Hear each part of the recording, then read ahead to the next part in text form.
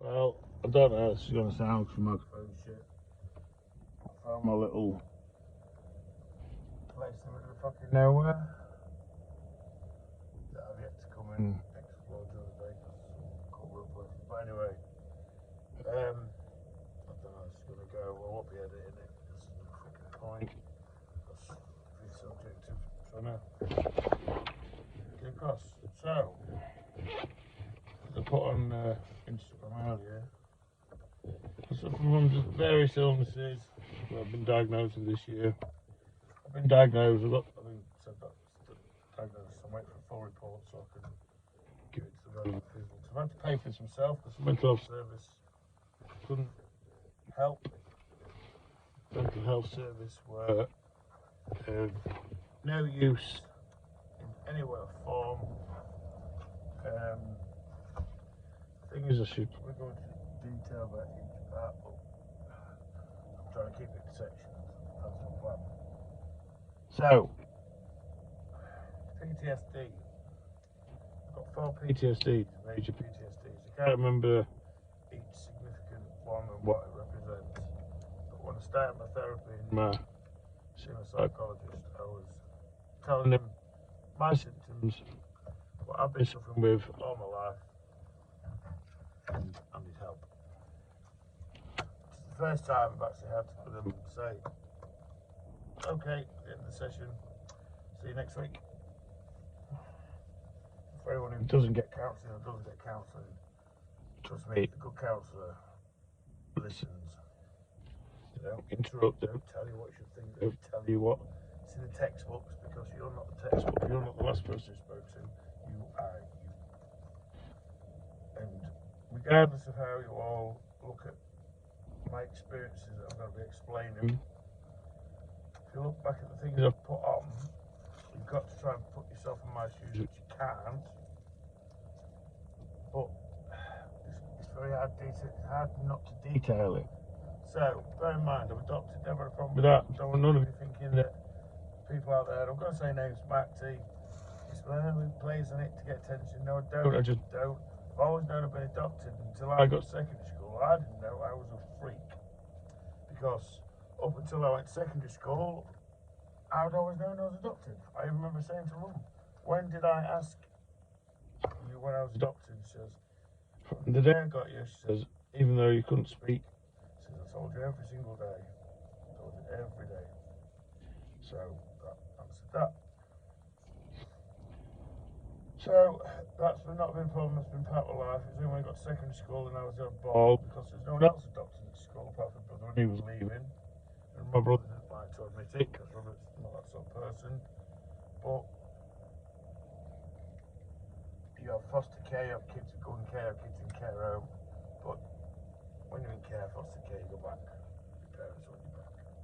So I was kind of reminded, being a doctor means your mum and dad or your whatever don't want you. Full stop, never want you again. Yeah. And so I got bullied for various different reasons, various different names. I got classed as the bully at school, or actually I wasn't. I very contained myself because I just used to shut up, and then I did what you shouldn't do for anyone who gets bullied, just ball it up, and then when you do lose it, you cause too much damage at the wrong time from the wrong people, and you got expelled. But yeah, I was a bully because of me, who I was, and the person that was taunting me was a swat and a boring bastard, and he wouldn't do anything like that. He must have provoked it. Anyway, so it's fun. So, none of that's been a problem. But when I had a very strict regime, my family regime was very, very strict. Unfortunately, I've confronted my mum about this, and I've had to. This is all part of my dealing with my fears. My mum, because I'm a doctor, she didn't carry me. She hasn't got that maternal instinct. My mum brought me up as a student. And anyone who witnessed how my mum was with me when I was growing up with mates will know exactly what I mean. My mum said I had to be in by 6, I was in by 6. If I was a minute late, she was out in the car looking for me. And I can tell you stories, been 18 years old, been told I have to be back at 10, rang before mobiles, I rang her at parties and said I'm coming home in the morning, and 10 minutes late she's in the house dragging me out by my collar. Now, I didn't disrespect my mum, I never badmouthed them, never ever disrespected the rules. I was a little cunt, but I tried to tell me no, I'm going to do it anyway.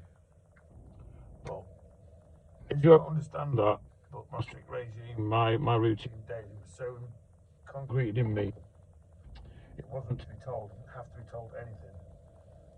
So school day, I get up in the morning, I would get dressed, take my pyjamas off, have to fold neatly on the end of my bed, put my school uniform, come downstairs, get breakfast, ready for school.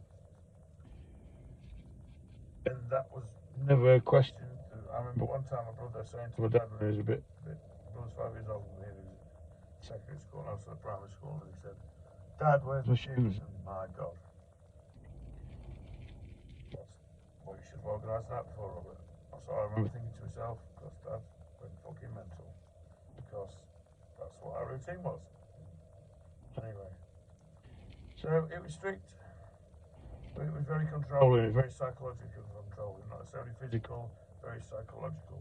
I got in trouble, I didn't get scolded, I didn't get hit, but it was more, I was sat down, explained if what my actions had done, or if I hadn't managed to cause a massive issue, what could have happened, and then I'd have to go to my room, and when I went there, I had to go to my room, I had to go sit in my room, I'd sit and think about what I'd done, and there were 2-3 hours, and I'd have to come down and explain exactly why I'd been sent upstairs, for what reasons, and what the repercussions are of my actions.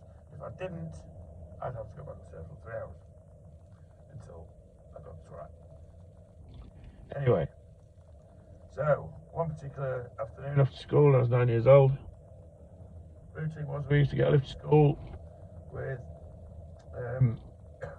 Dad. He used to take me and my brother, 2 friends up the road, and then their mum used to bring us back. This particular day, Robert always used to come pick me up because he was at secondary school and I was in my second to last year of primary. I knew something wasn't right because my dad and my next door neighbour was picking us up. I'm very switched on, I don't miss fuck all me, by the way, just to let you know. I'm sure there's a lot of people out there back me on that. Anyway, so alarm bells are ringing, nothing said, Dad's get the car, driving home. Bear in mind, what I'm about to be subjected to is not what anyone that I know would be allowed to be physically subjected to at all, even not long after this is 1980. This is 1987. So, we're driving down, if you know where I used to live, down the road.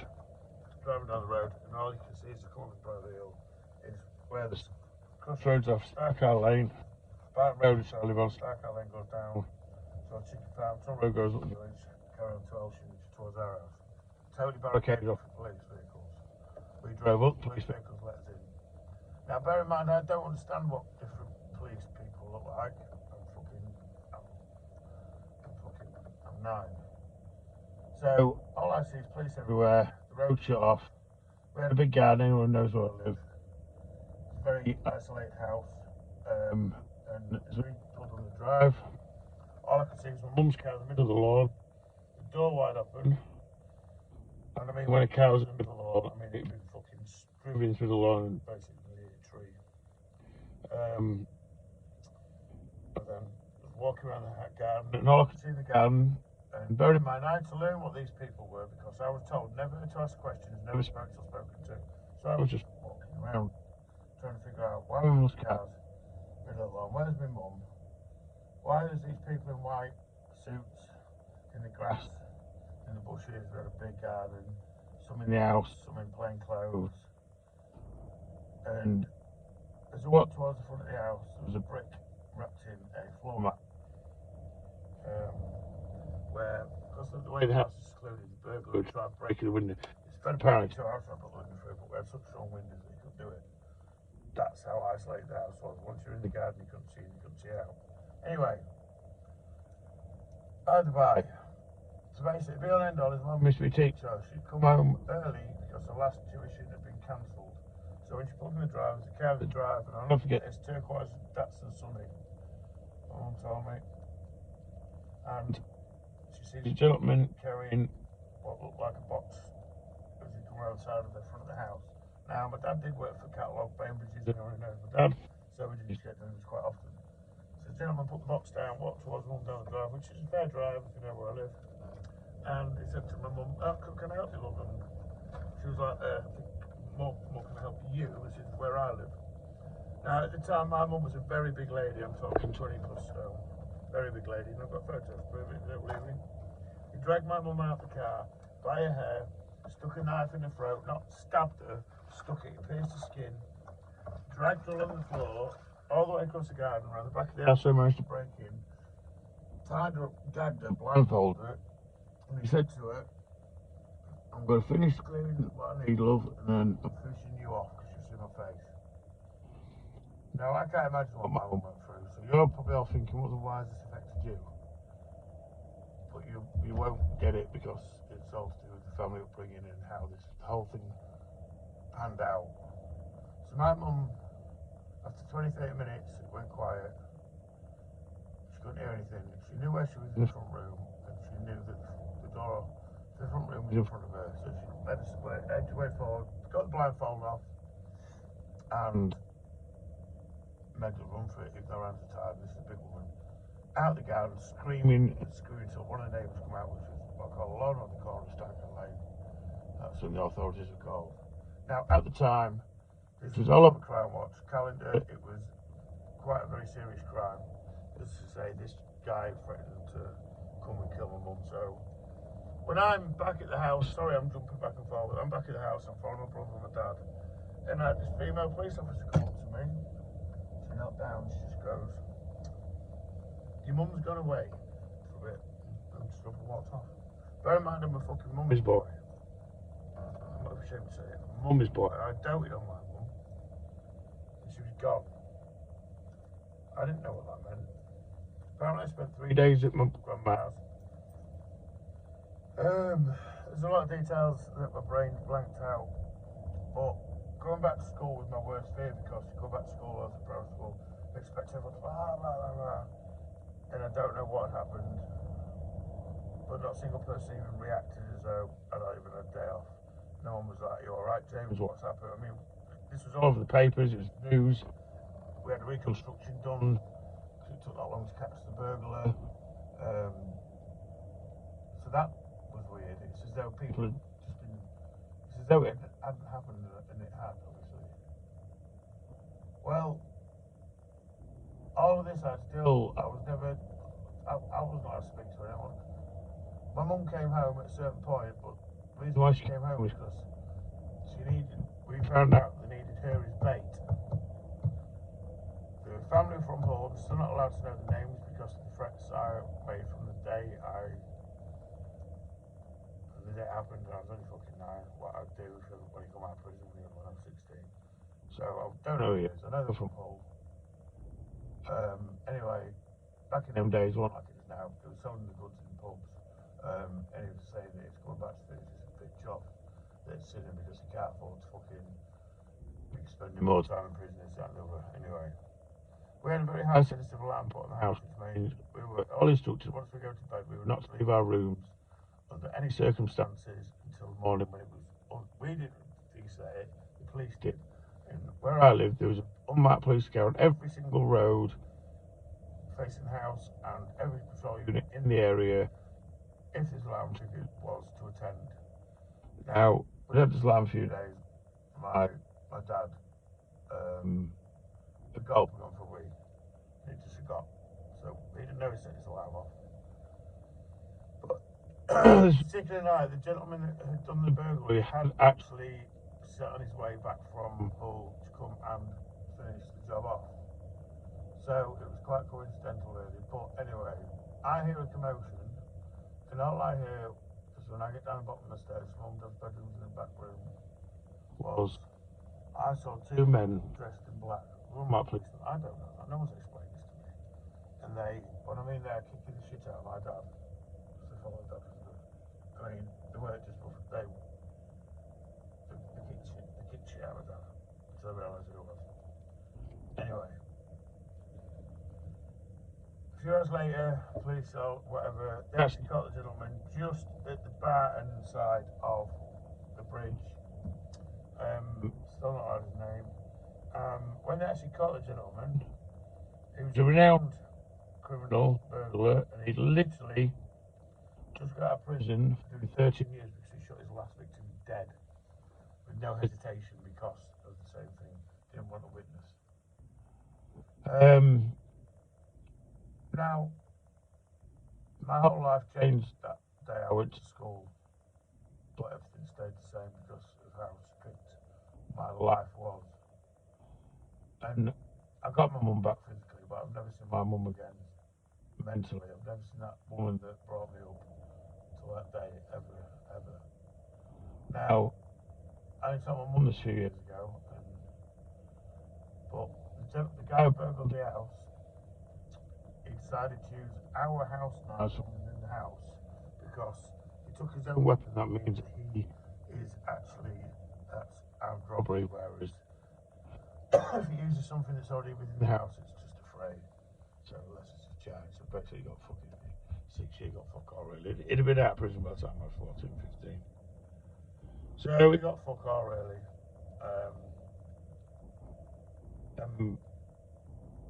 And my mum, I used to hear her. Bear in mind, this woman, before this day, I was a world. She never looked at me with anything but with love that I've never experienced before. And I'd sit on the stairs and I used to hear her. She'd stop and look at me. If you've ever seen a fucking good horror film, I can't do it. But when someone's totally fucking like, that is black. It was black with no blinking in place. She just stared through the boy that she brought up. Didn't blink. She turned away like a robot and walked into the kitchen. And I'd hear the rustling in the drawers and the cutlery. And it'd stop and then I'd come back. She'd come back through. She'd stand and turn and look at me again. She'd look through me like I was nothing. And walk off.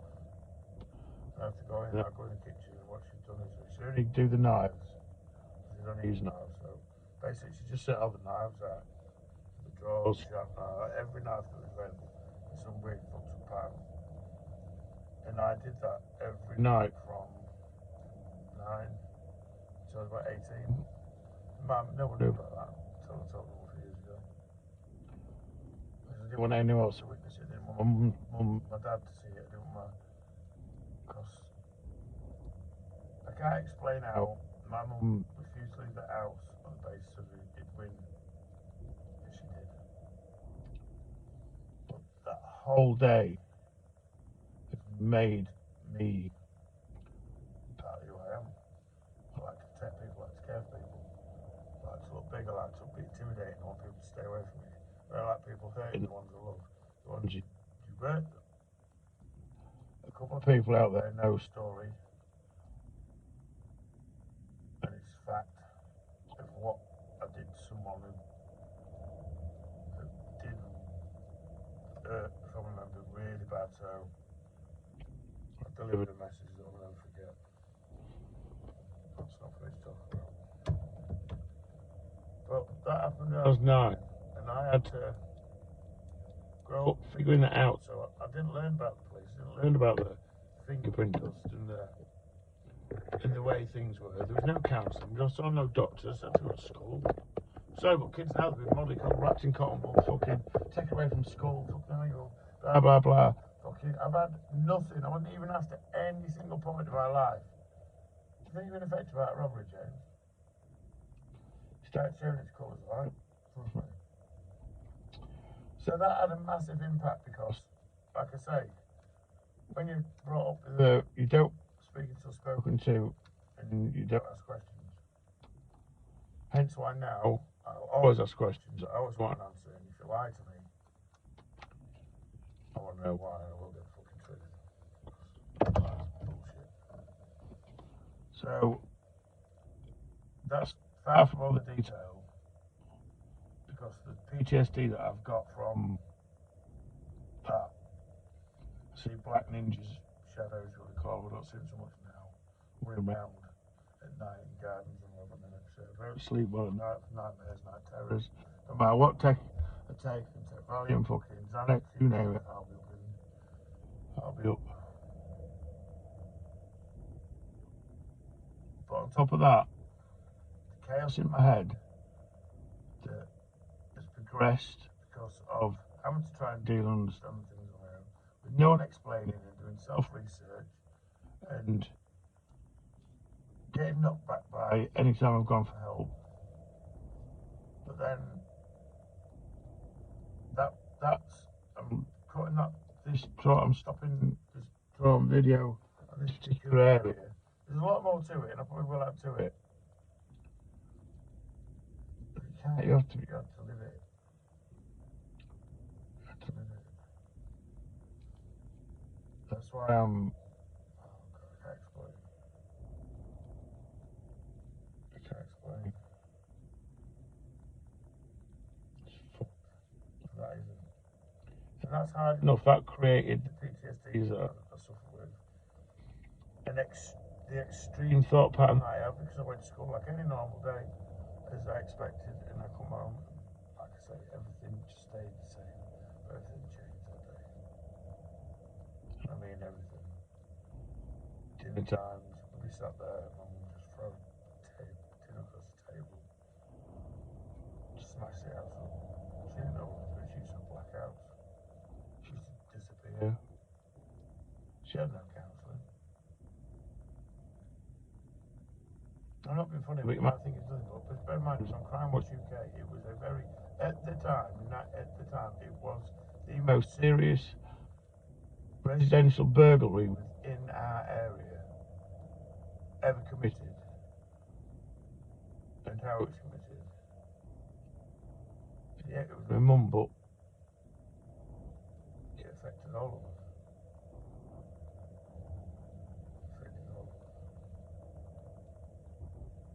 So I'm going to cut that video there because I'm just giving you a snippet. Because there's other stuff you've got. And we all subjected to, but I just want you to put in perspective of what your life, what you class as trauma, because not many people meet trauma till death. And that's not even traumatic, that's guaranteed. Sorry, but I don't find death upsetting or painful. It's just happened, yeah, Dad screwed me up. Dad in it. I've seen people dead, I've seen people fucking run over, I've seen a lady crushed under a lorry. Fucking hell, I've seen a guy drop dead at work. Been paid to do stuff I wouldn't like to care to admit about.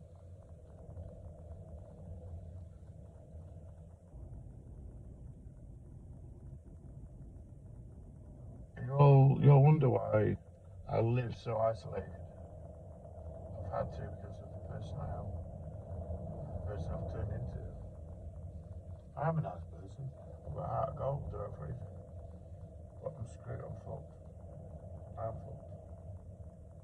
I could be honest with you now, I'll be honest with you now. I'm sat in the middle of nowhere, I'm not going to give you a location. Well, there's bridges over there, but in terms of there's no one around here to bother me. If I wanted to, I'm not going to. I have probably got enough paraphernalia not to wake up if I wanted to. But I can't, because I've got my mum. And she knows, I know, and my brother knows. I'm sorry if you people really, so you hear all of it, you still won't get it. I don't live a life, I survive a day by day battle of personality disorder that can totally contradict itself. I've got attachment disorder. Now it's, well, psychiatrist said for someone to actually have both is unreal. Attachment is because adoption, all the rest of it, blah blah blah. Detachment is also the same fucking thing. I want to be loved, but then when I get love, I get scared. I fucking push it away as hard as I can because I don't understand it. Don't understand love, and I mean that. I don't understand. For you out there, I'm just going to put this in there because I'm not going off the subject. Been adopted, you know your parents are, and if you are adopted, there's a good chance you probably do. I didn't. And there were bits and bobs. I went to find them, and that's another story. And that was within the last 12, 13 years, and that was at the point that has totally turned my life on its head, and why I am in the state of mind I am today. Because you'll never get it, no matter how much I try to explain it, but I will do. But today was mainly about my first traumatic experience. But I did have mental health issues prior to this, because the only memories I've got, I don't remember any positive memories at all, due to the extremity of traumatic experiences, because I've been so extreme under a normal daily routine basis that I now cannot, my brain doesn't think of anything as, oh, do you know what? Oh, have a really nice day today. There's going to be fucking massive it'll create so much extreme trauma that's no way going to happen, but it'll do it anyway. And I have to fight that, and that used to stop me even going out, so I'll stop going out now. So throwing the relationship down.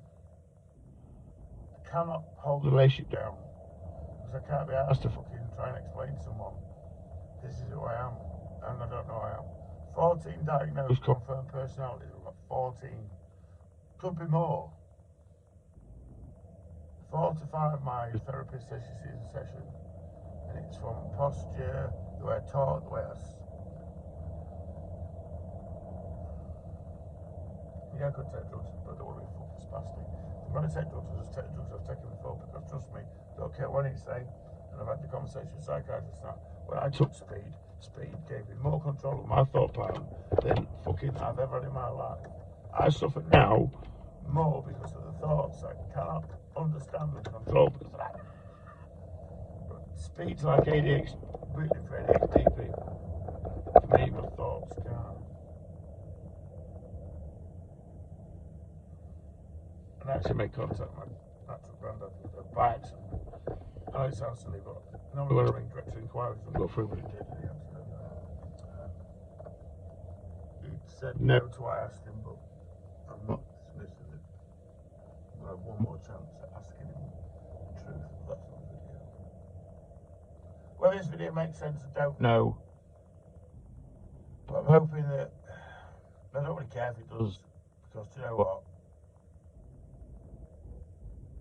There's some people in my life that expect me not to be here every fucking day because of how mentally torturous my brain is.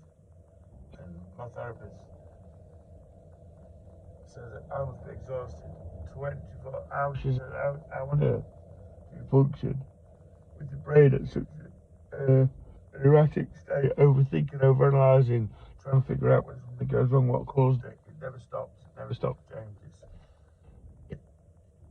There isn't anything in textbooks of me. It's all theoretic. It's still theorised. A lot of the research that they've been doing on the stuff I've come out with, they're having to look into stuff that's still down as research because there is not enough evidence to back it up. Not enough people with the disorders of whatever. But I've had a break to it, and my therapist has just done a dissertation. She can't mention my name, but she says I've done it on you, on someone else, because she says it's fucking amazing.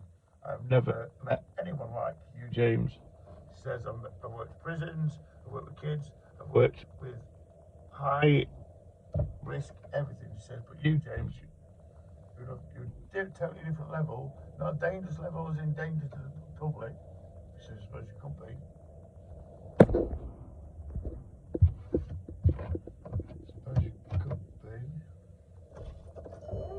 But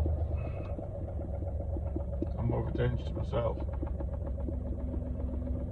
And I mean, you all know about my drugs, but I'm actually going to do a full video and remind you all, my drug taking only stopped 3 years ago from 12 years old.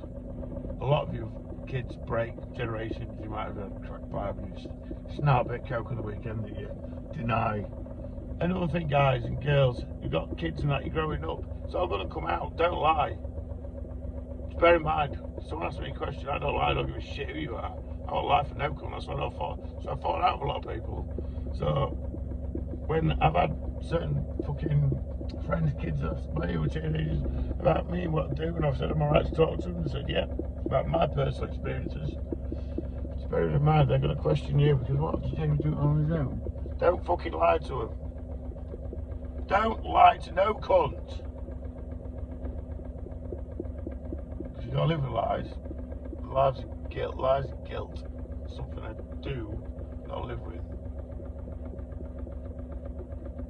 I know certain someone out there living with a lot of guilt right now, even though she's putting on such a fake fucking bullshit act. Fucking use me, you fucking using cow. I ain't now figuring out what simp is. I won't even acknowledging you, let alone fucking talking to you, love. And yeah, you got what you wanted, you got your fucking money. You're settled, you're happy with your little fucking life now. But it won't last forever, love, trust me. It's all going to go wrong at some point. And I was there to be more than welcome, more than happy to support my mental health too much. Since I got a diagnosis, stopped drugs to change my life for the better, try and give myself a better fucking future for me, and so I had a healthier life. Lying cow. I'm quite happy to say it. Lying fucking cow. Well, I just don't. She doesn't done to me what she did to her ex-husband. So I'll find that out. I don't care if you hear this. If you find that out, I don't give a fuck. I'll lose my shit. Just because he won't. Just because you fucking cheated someone, you fucking hit the toilet and you fucking married. I'm sorry I owe you nothing now anymore, sorry, fuck off. I literally owe you fuck all. Absolutely fuck all, love. Because it's funny how quite a few people agree your end. You're the one who uses people for your own advantage, by the way. It's not them lot. You just use that as your get out clause. If someone's no good to you, you fuck them off. Well, you might get your pennies, you're never going to get your happiness, trust me. So everything comes out in the wash. Oh, Jesus Christ, who stays out in hotels when you could have driven like half an hour home? But you didn't want to because you were more bothered about getting laid and tending to your sexual needs because you wanted attention and you wanted to make sure that you couldn't be with someone that you've slept with them and not even considering the fact that your fucking son was taking a verbal abusive beating to the point where it was getting screamed at. And do you know what? It doesn't matter how bad it was at home for you. You shouldn't have left your kids for that. I don't care if you hear this. I don't give a shit. I do not give a shit. You're not guilt-free at all. Far from it. You'll be guilt-free when you tell your kids exactly what you did, how you left them, and what you did behind your husband's back. And you tell your mates exactly the sort of person you are. Then you'll be guilt-free. Then you might move on, and then you might not stop being this person you don't know what you want to be, and I want to be this, I want to be that, and that's why you fucked me off. So when you tell what, you're the one who's got serious personality disorders as well. And yeah, I'm going to bring that all up now because you know what? Somebody's clicked the other day. I'm not going to say who, but you really think I'm stupid enough that you're not fucking someone already? You lying bastard. They've already been in contact with me. Oh, you definitely have, I hope you get me kicked out. What fucking kicked you out? Because I didn't over her. Fuck me. She wanted me to kick someone's fucking husband's head in after she got her money. Sorry, but yeah, it's coming out, mate. It's all coming out. I owe you nothing.